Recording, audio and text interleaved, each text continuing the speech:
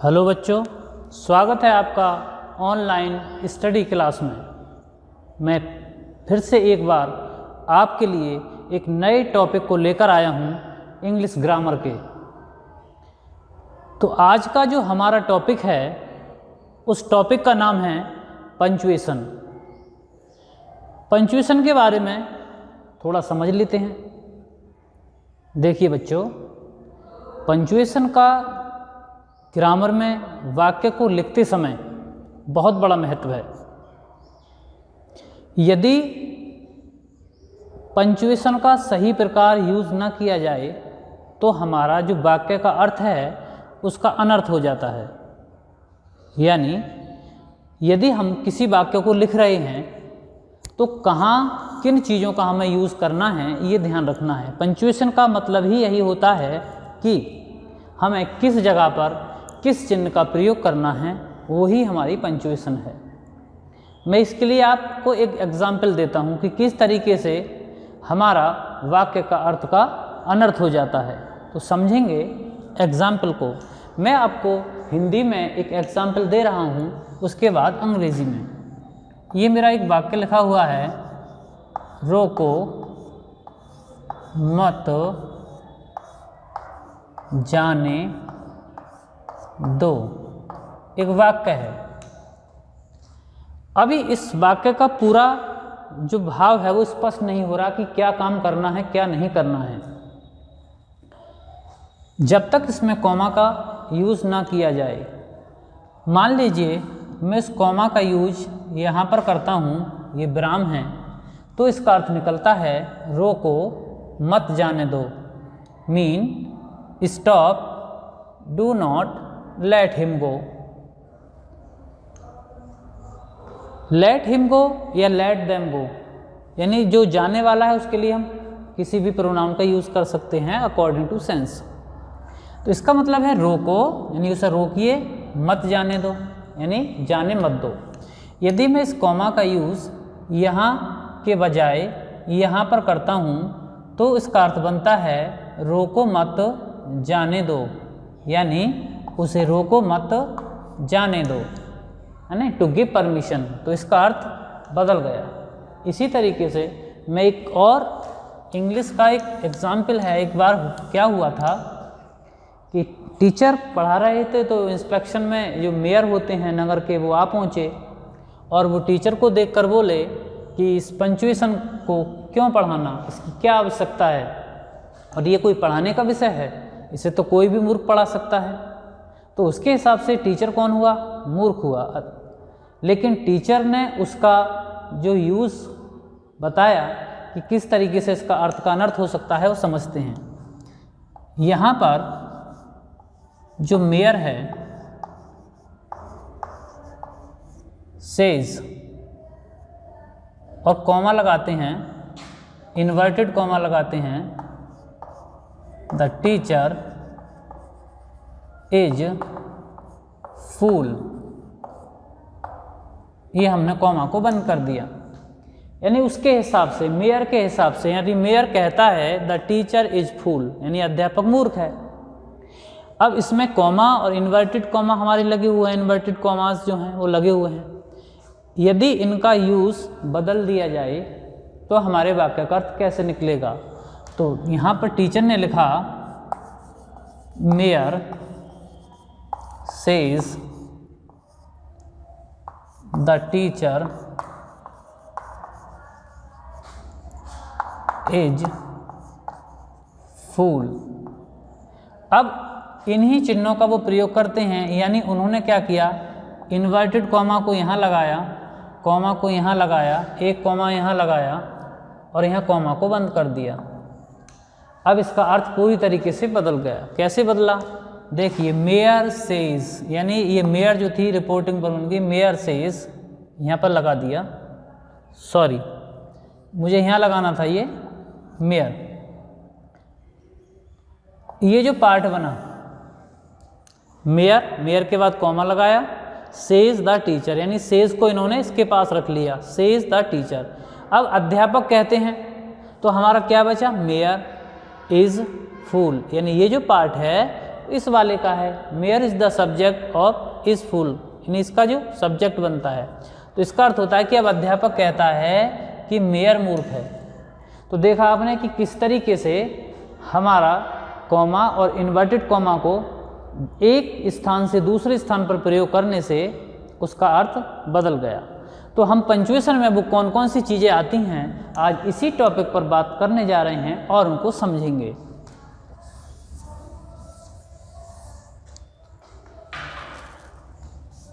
पहली चीज़, सबसे पहले जो आता है वो आपका आता है full stop.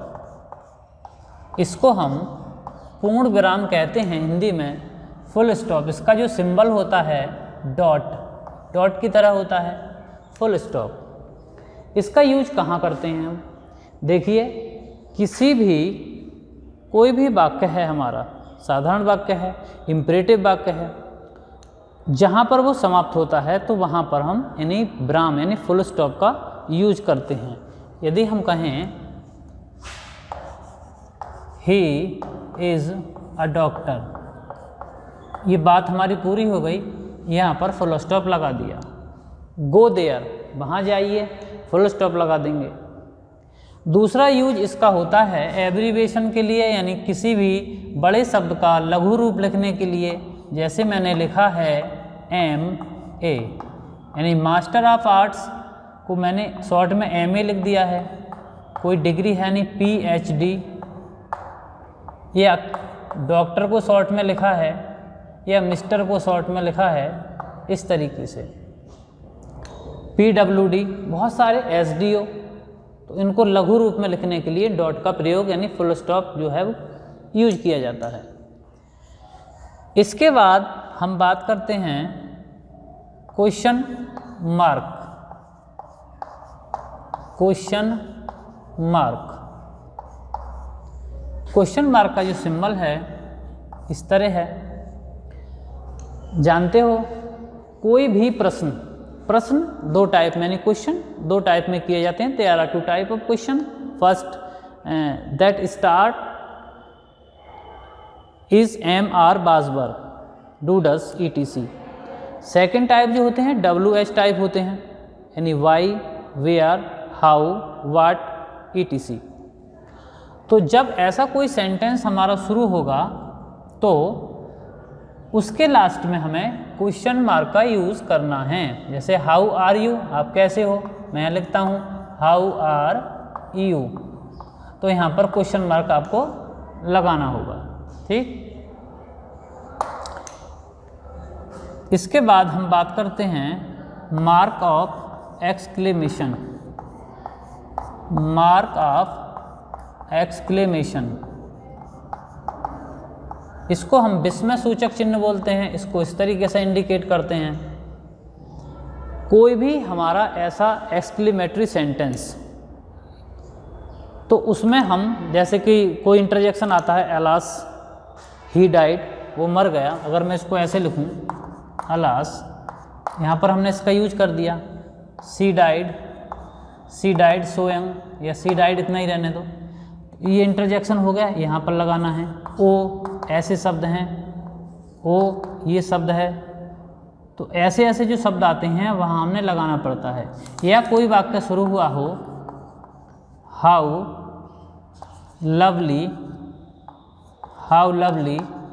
The dress is, यानी जो वर्ब लास्ट में है, वस्त्र कितने सुंदर हैं, कितने प्यारे हैं, है ना।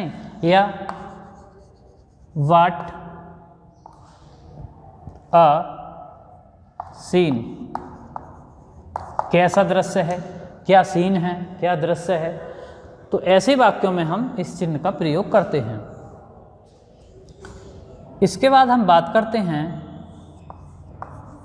कॉमा की। कॉमा, इसका सिंबल कॉमा। दो से अधिक नाउन, प्रोनाउन, एडजेक्टिव या एडवर्ब, यानी कोई भी वर्ड है ये दो से अधिक है या वाक्य के पार्ट हैं, उनको अलग करने के लिए हम कॉमा का प्रयोग करते हैं। या कोई दो पार्ट हैं किसी सेंटेंस के, दो क्लॉज हैं, उसको अलग करने के लिए कॉमा का प्रयोग करते हैं। मान लीजिए किसी ने कहा राम मोहित सुमन एंड गोपाल। अब यहाँ पर बच्चों बहुत सारे नाम आ गए, राम, मोहित, सुमन। जब तक एंड ना लगे, एंड से ना जुड़े, ये तीनों नाम को हमने कॉमा से अलग किया है। यह कर सकते हैं the mango is sweet fresh and delicious, या tasty, sweet fresh and tasty. तो एडजेक्टिव कई बार यूज हो रहे हैं, तो उसको अलग करने के लिए हम कॉमा का प्रयोग करते हैं। तो कॉमा का बहुत बड़ा रोल है। इसके बाद इनवर्टेड कॉमास, इसको हम कुछ इस तरीके से दर्शाते हैं और इधर से ऐसे करके, लिखने को तो हम ऐसे करके ऐसे भी कर देते हैं, कोटेशन मार्क। कक्षा 10 9वीं दोनों कक्षाओं में परीक्षाओं में एक पंक्चुएशन से रिलेटेड क्वेश्चन आता है, और उसमें डायरेक्ट टाइप का एक कुछ लिखा होता है, कोई सेंटेंस लिखा होता है, वो इसी पर बेस्ड होता है अधिकतर। यानी जैसे डायरेक्ट से इनडायरेक्ट बनाते हो तो एक पूरी डायरेक्ट सेंटेंस लिखा होगा, तो इस टाइप का आपको बहुत देखने को मिलेगा।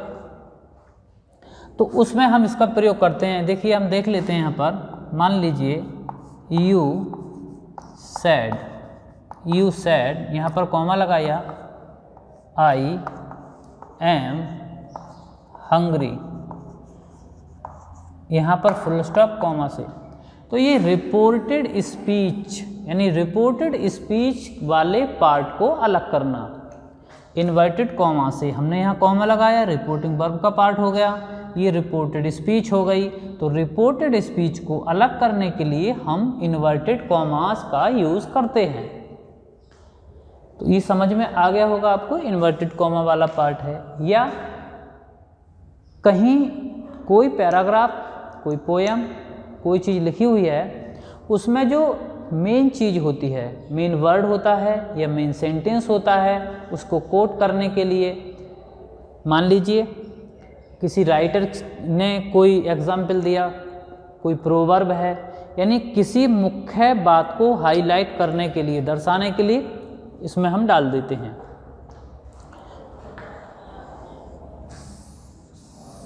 इसके बाद अगला जो हमारा आता है वो एपोस्ट्रॉफी होता है। एपोस्ट्रॉफी मार्क, यानी मार्क चिन्ह होता है एपोस्ट्रॉफी मार्क। ये कुछ इस तरीके से या कॉमा की तरह ही होता है। अब इसमें क्या है, देखिए देखने में लगभग ये वाला जो मार्क है और ये वाला है सेम होते हैं, लेकिन मैं आपको बता दूं, यदि मान लीजिए मैंने यहाँ पर राम लिखा और मैंने इसको यहाँ लगाया, यानी पैरों की साइड में जो नीचे वाली स्थिति है, तो ये कॉमा है। इसी मार्क को मैं अगर इसके सिर पर लगाता हूँ यहाँ पर हेड, तो ये एपोस्ट्रॉफी बना। इसके बाद एस लगता है, राम्स बुक, मैंने यहाँ पर लिख दिया राम्स बुक। तो हम इस वाले जो एपोस्ट्रॉफी वाला मार्क है उसको हमें यहाँ लगाना है, राम्स बुक, गर्ल्स कॉलेज, यानी कुछ इस तरीके से इसका यूज होना है संबंध बताने के लिए। पुस्तक का संबंध, राम्स बुक, गर्ल्स कॉलेज। और लिख देते हैं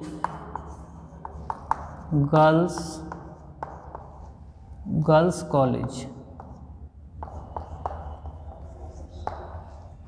इसमें यहाँ देखेंगे ये वाला जो हमारा नाउन है वो प्लूरल में है, तो इनमें एस पहले से ही लगा हुआ है।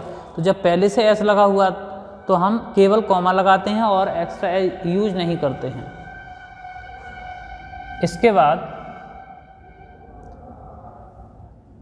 कैपिटल लेटर, ये सबसे इम्पोर्टेंट है। कैपिटल लेटर कहाँ कहाँ यूज़ करना है, फॉर इंडिकेशन में लिख देता हूँ A B C, capital letter मैंने लिख दिए। देखिए इसको समझना है। हमारे जितने भी प्रॉपर नाउन हैं, क्या हैं? Proper noun. किसी का नाम गोपाल, मोहित, डेविड, सुरेश, गीता, जितने सारे हमारे नाम आएंगे उनको कैपिटल लेटर से स्टार्ट करना है। एक चीज़, प्रॉपर नाउन में हमारे जो सिटीज़ हैं, कंट्रीज़ हैं, स्टेट हैं, जैसे उत्तर प्रदेश है तो यू कैपिटल होगा, प्रदेश का पी कैपिटल होगा, महाराष्ट्र का एम, आप सिटीज़ की दिल्ली, मुंबई, गोवा, तो सब जितने लेटर बनेंगे आपको कैपिटल होगा। कंट्रीज़ में आप अमेरिका, कनाडा, जापान, चाइना, इनके लिए भी कैपिटल का प्रयोग हुआ। इसके अलावा आपके जो न्यूज़पेपर, मैगजीन्स, बुक्स के टाइटल, इनका लेटर भी कैपिटल होगा।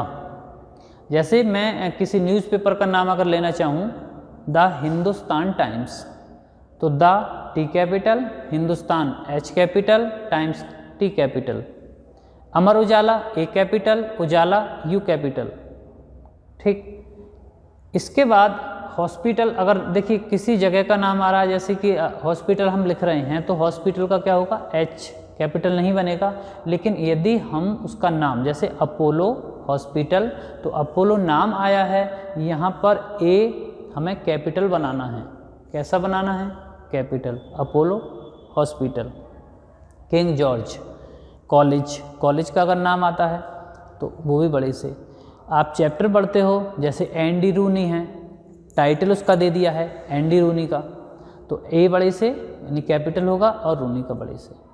तो हम अपने इस लेवल पे, इसके अलावा कुछ और पंक्चुएशन मार्क्स होते हैं, जैसे कि आपका डैश होता है, सेमी कॉलन होता है। क्योंकि अभी हमारे इस सिलेबस में इतना है नहीं, तो कक्षा 10 के हिसाब से जितना है वो मैंने समझाया आपको।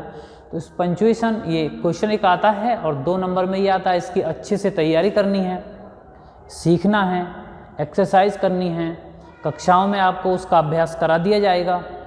तो आज की वीडियो में इसी टॉपिक के साथ मैं आपसे विदा लेता हूँ। अगली वीडियो में नए टॉपिक के साथ कुछ नया लेकर मैं आपके साथ उपस्थित होऊंगा। तब तक के लिए धन्यवाद। Take care. Good bye.